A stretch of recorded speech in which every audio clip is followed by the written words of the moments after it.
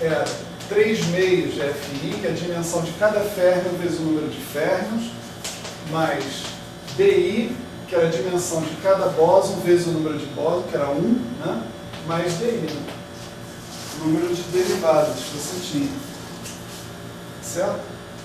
Então, o que sobrou aqui foi o seguinte.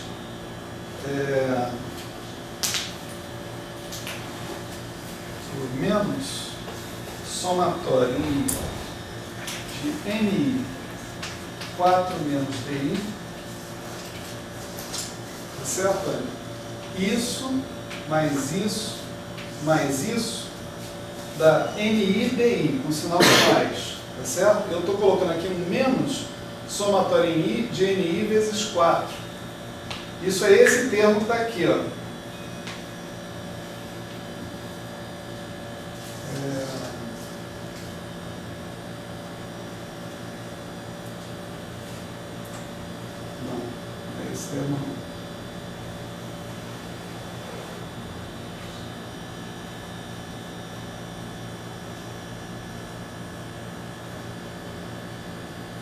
Isso é esse termo, sim. Né? V, né? O número de vértices. Espera aí, só um minutinho.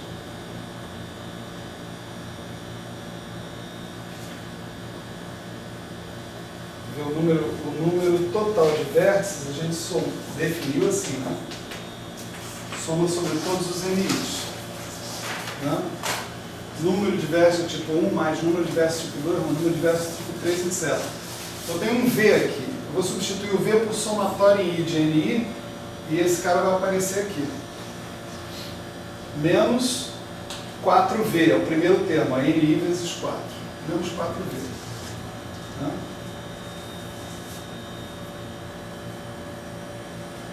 Então, esses termos aqui estão todos colocados aqui. O que sobra é esse cara aqui, menos 3 meios de linhas fermiônicas externas mais linhas bosônicas externas menos 4. Certo? Então essa é uma boa expressão para o grau superficial de divergência de um diagrama de Feynman. Certo?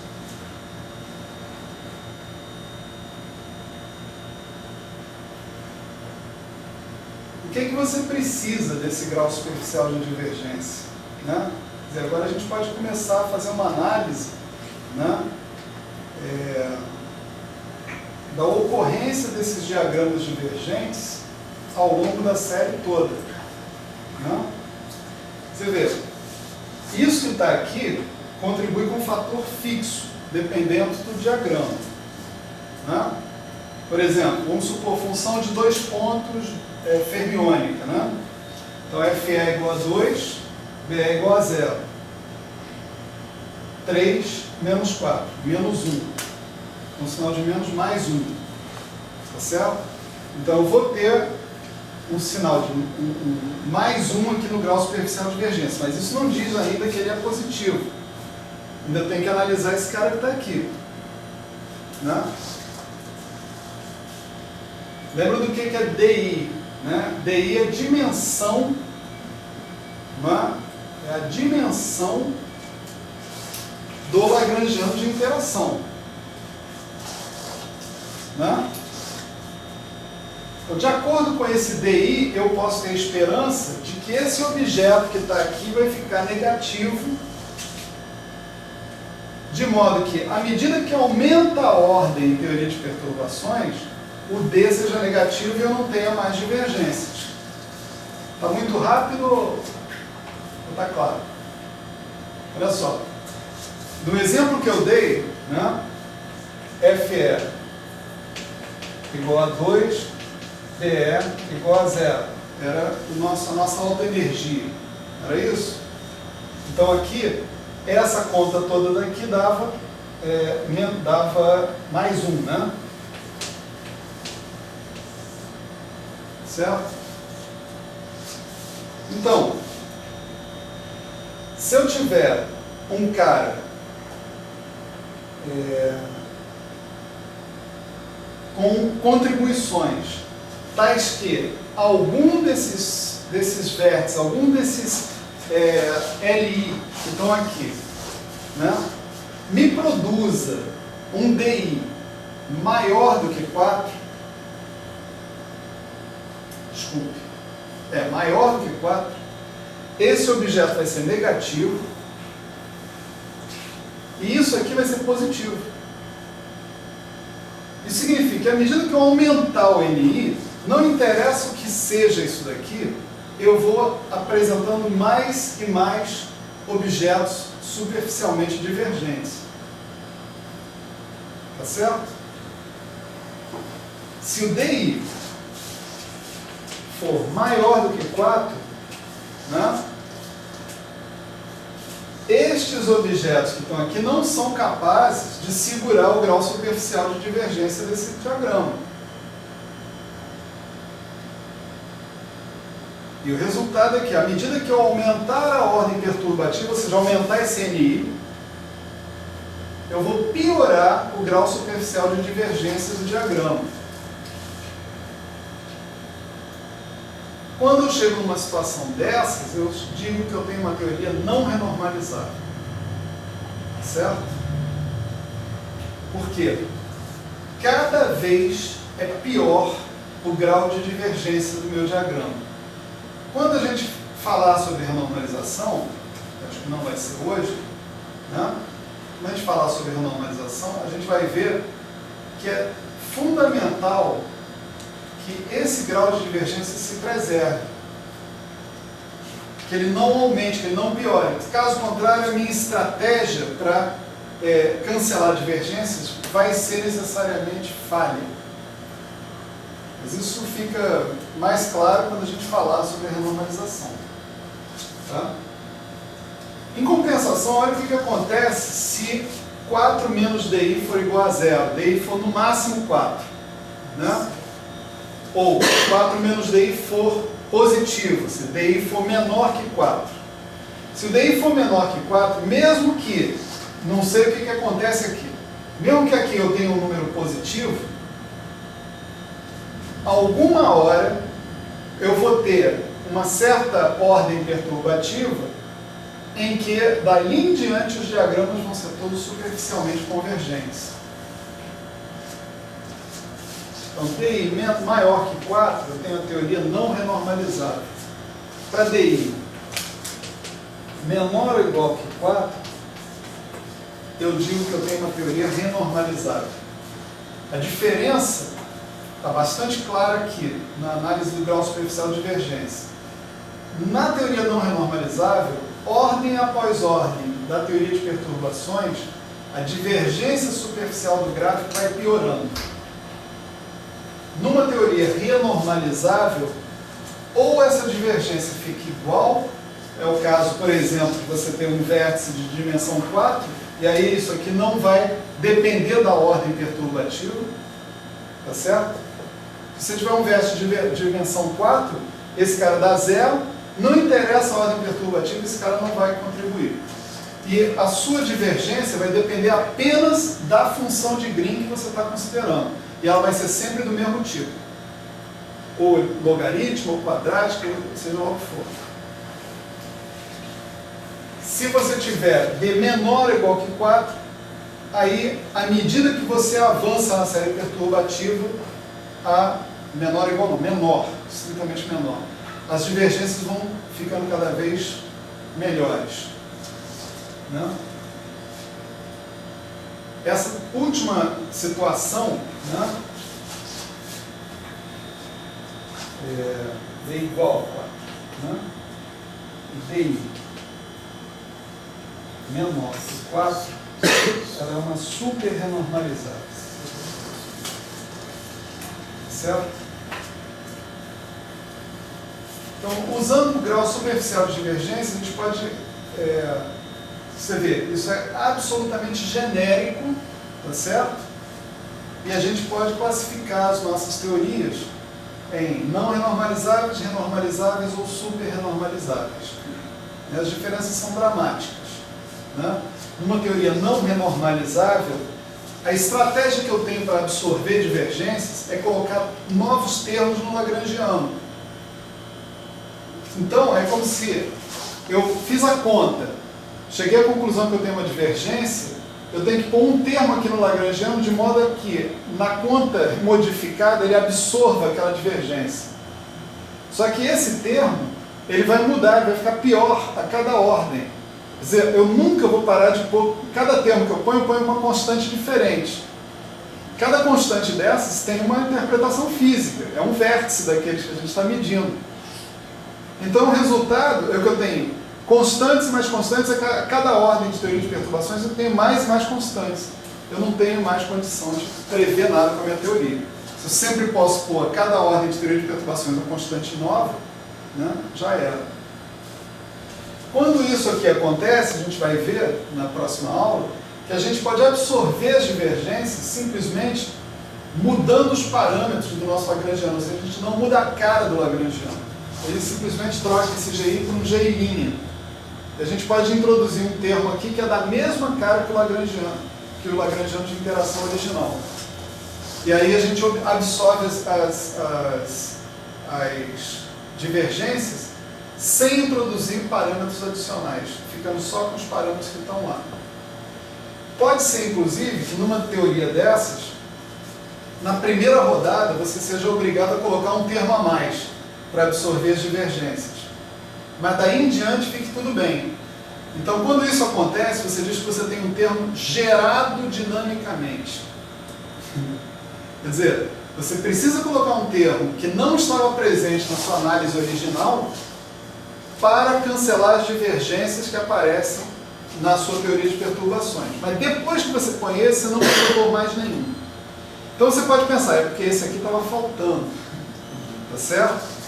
Um exemplo de uma teoria como essas, né, é a teoria de Chern-Simons em 3 dimensões. A teoria de, vamos dizer, Maxwell em 3 dimensões. Quando você pega férmions interagindo com campos de gauge em 3 dimensões, normal com F', né? E você faz uma conta, um loop, né? Você faz a primeira ordem de teoria de perturbações que você tem, você verifica que para renormalizar a teoria, você precisa pôr um termo a mais dentro da sua teoria. Esse termo a mais é exatamente um termo de Chern-Simons. Depois que você põe o termo de Chern-Simons, a sua teoria fica renormalizável sem problema nenhum. Isso acontece efetivamente dentro da teoria de campo. Essas teorias também caem na categoria das teorias renormalizáveis. E tem as super renormalizáveis, né, onde não só as divergências não pioram, como elas são eliminadas a partir de uma certa ordem em teoria de perturbações. Essas teorias super renormalizáveis, elas têm como característica, né, que a função beta dessas teorias é zero. Ou seja, elas não têm evolução dinâmica, evolução na energia da constante de acoplamento. Mas essa frase só vai poder ser entendida na última aula. Né? Certo? Quando a gente tiver definido o que é a função dela. Certo? Bom, então, vamos fechar o assunto mostrando o seguinte, como é que fica essa coisa aqui por cada QCD. Tá certo? Como é que são os DIs da QCD? Bom, você pode analisar isso de um jeito ou de outro. Né?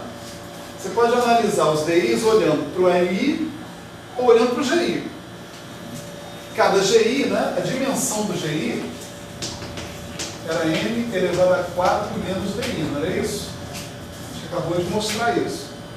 Né? Então, eu analisar o LI, ou seja, analisar o DI, é a mesma coisa que analisar o GI. Como é que é isso na QCD? Quantas constantes de acoplamento eu tenho? Eu tenho vários termos de interação. Eu tenho um Q bar, gama mi, ami, Q. Esse é um termo. Eu tenho ami, D, ami, né? É outro termo. Eu tenho ami, ani, ami, ani. Outro termo. Tenho 3 termos de interação lá. Né? Todos eles estão com G. Né? O termo quark-gluon é com G, o termo de 3 gluons é com G e o termo de 4 gluons é com G2. Então é a mesma constante de acoplamento. A dimensão dessa constante de acoplamento é 4 menos DI. E a gente acabou de ver, né? Bom, vamos ver de novo. Né?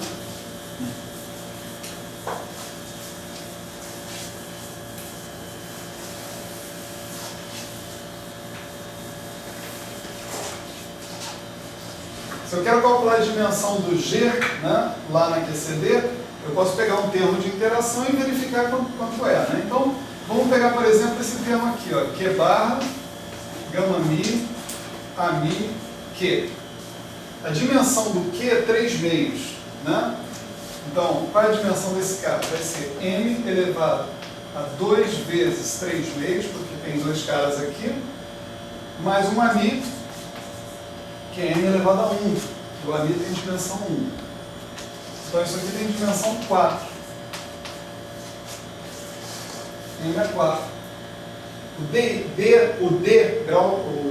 A dimensão, né, de massa desse termo é 4. Portanto, a dimensão do G, que é a constante que vem aqui na frente, né, é 0.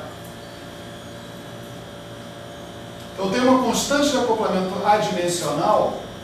É a mesma coisa que eu dizer que o lagrangiano de interação correspondente tem dimensão m elevado a 4.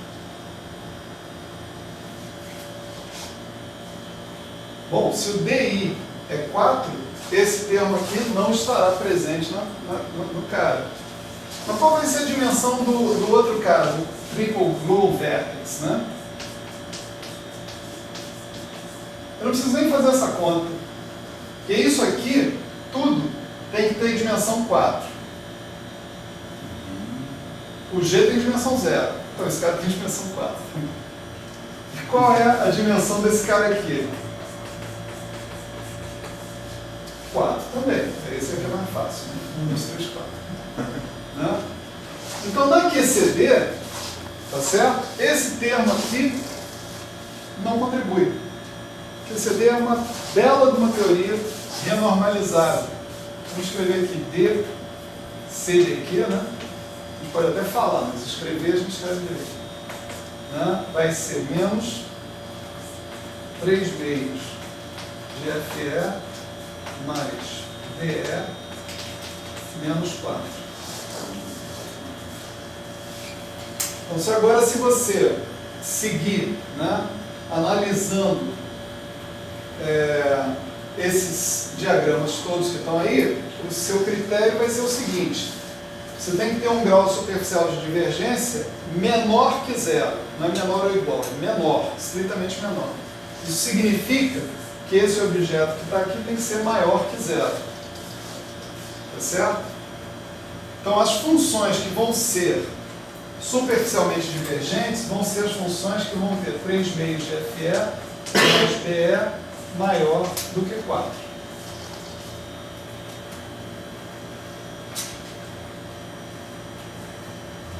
É isso mesmo? Isso é menor.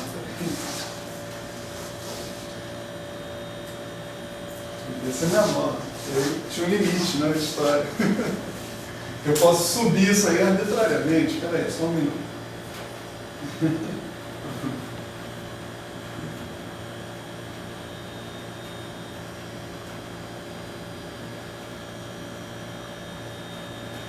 Então, 3 vezes de FE mais BE menos 4 tem que ser positivo. Vamos de acordo.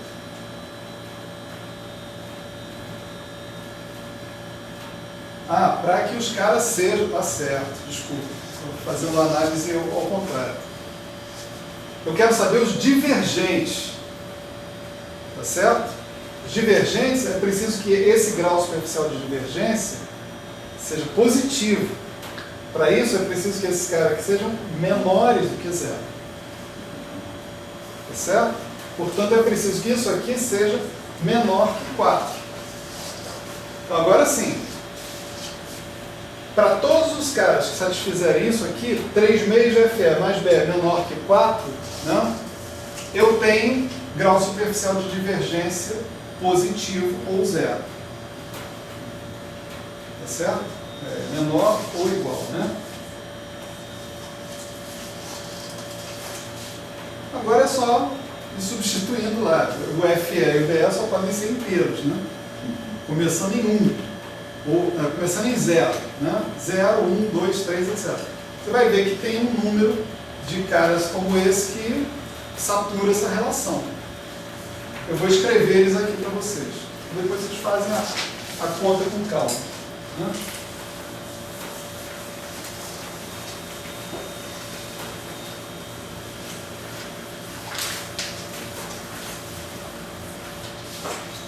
Então a gente tem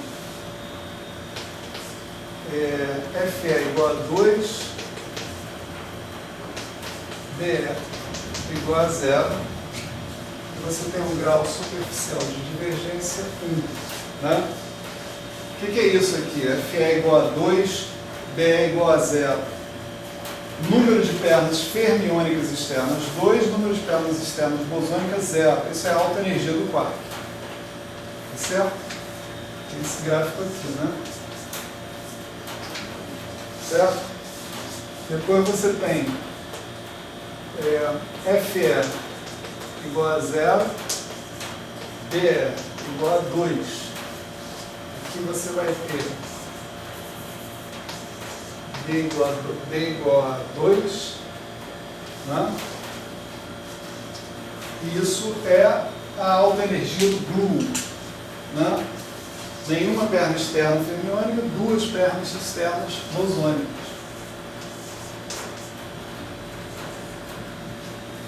Certo?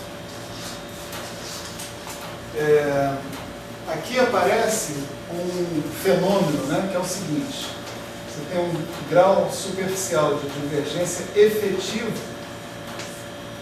que ainda é ruim, mas não é tão ruim quanto esse.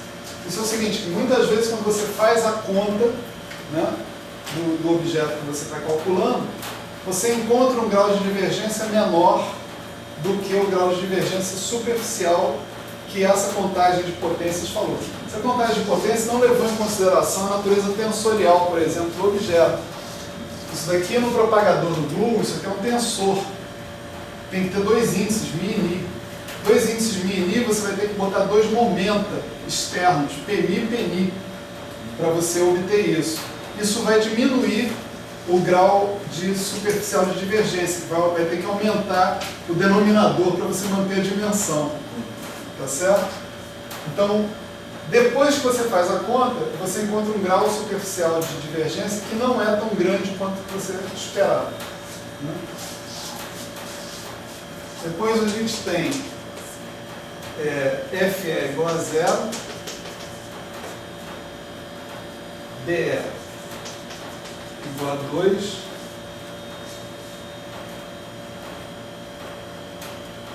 de novo, né? Mas aqui tem um ponto aqui que eu estou esquecendo, né? A gente tem fantasmas também dentro dessa história, né? E as linhas de fantasmas, elas contam como o quê? Como linhas fermiônicas ou como linhas bosônicas? Como linhas bosônicas. Por quê? Porque o propagador do fantasma, o fantasma é aquele objeto que é um férmio, mas o propagador dele é 1 sobre K2, é que nem bóson. O termo de cinético do fantasma é eta barra da Lambertiano eta. Então o propagador dele é 1 sobre K2. Então ele tem que contar dentro das nossas contas aqui como se ele fosse um bóson. Então, eu tenho dois caras desse tipo, com linhas bosônicas 2, por exemplo, sendo gluons, e 2 sendo fantasmas. Né? E certamente vou ter um número de linhas bosônicas com um fantasma e um gluon, por exemplo, e uma coisa desse tipo pode acontecer. Né? O B é igual a 2, isso vai nos dar de novo D igual a 2. Né? Também tem um D efetivo igual a 0. Né? E isso é a alta energia do fantasma. Esse D igual a 2 significa qualquer ordem, na verdade D efetivo igual a 0, significa qualquer ordem de teoria de perturbações que você calcular, você vai achar sempre uma divergência superficial do tipo logarítmico. Certo? Depois a gente tem esse outro aqui, ó. FE igual a 0, BE igual a 3.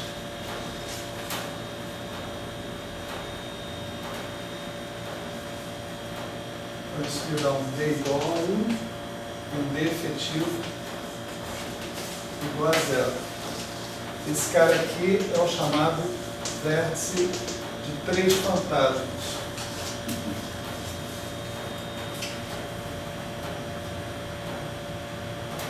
Claro que tem um cara análogo a esse, que é o vértice de 3 grooves também, né? FE igual a 0, BE igual a 3, D igual a 1, novamente D efetivo igual a 0, e agora é assim. Certo? Vértice 3 grooves, o vértice fermiônico, FE igual a 2, BE igual a 1, D igual a 0, D efetivo igual a... Bom, D efetivo igual a 0. D efetivo não ia ser diferente. Vértice fermiônico vai ser isso aqui. A gente já falou do vértice de Bloom triplo, agora tem o vértice de Bloom quartico, né? FE igual a 0, BE igual a 4, D igual a 0, D efetivo igual a 0,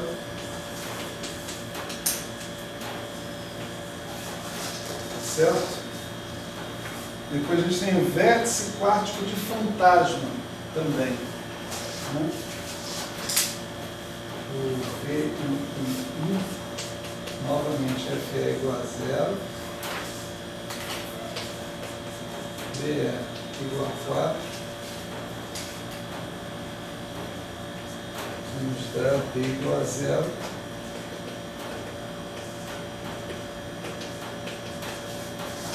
esse cara aqui.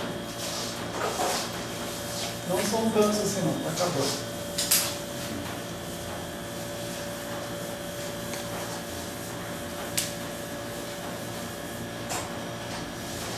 E o último camarada, o nome, né, é o vértice Bloom fantasma quartico.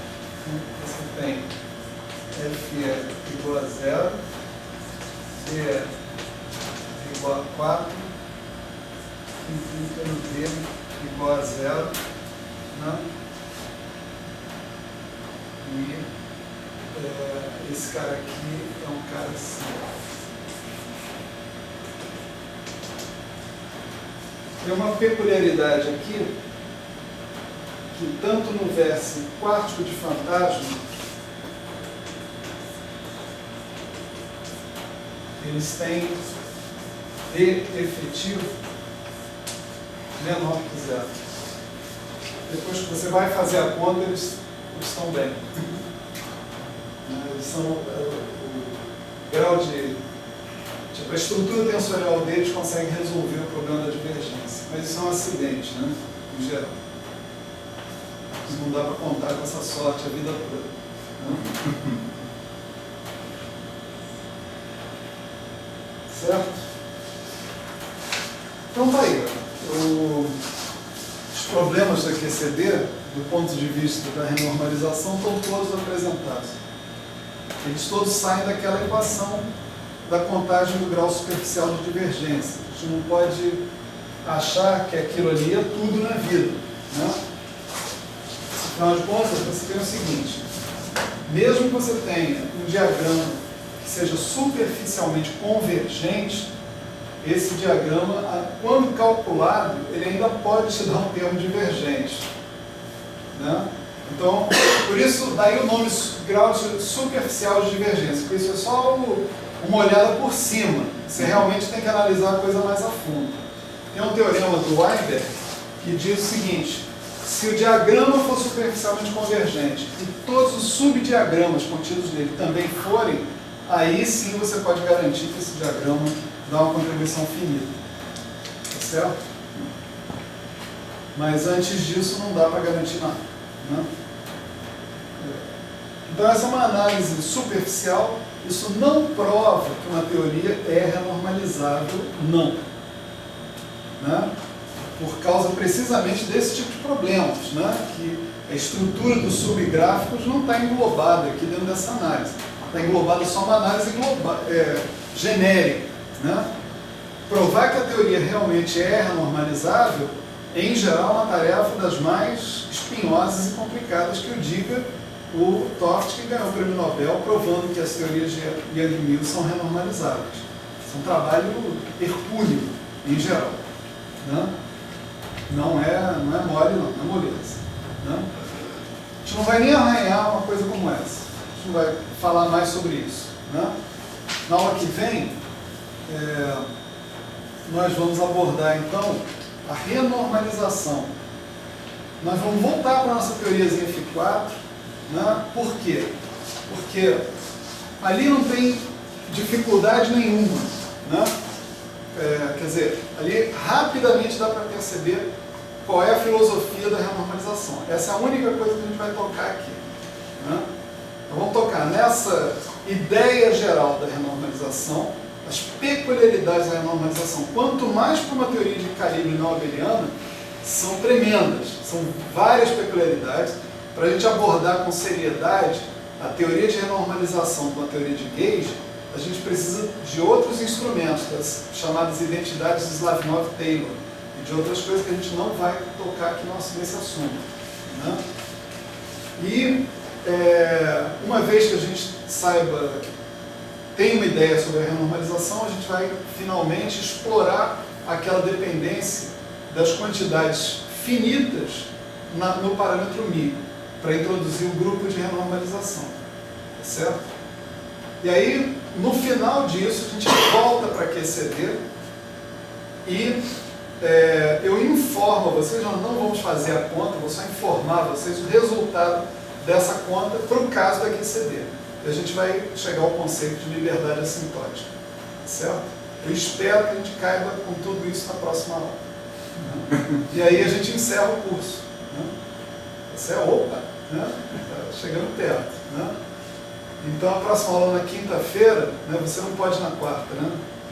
Então na quinta-feira vamos tentar fechar esse assunto todo. Se eventualmente a gente precisar passar um pouco do horário, tipo ir até às 9, alguma coisa assim, eu espero que todo mundo aguente, né?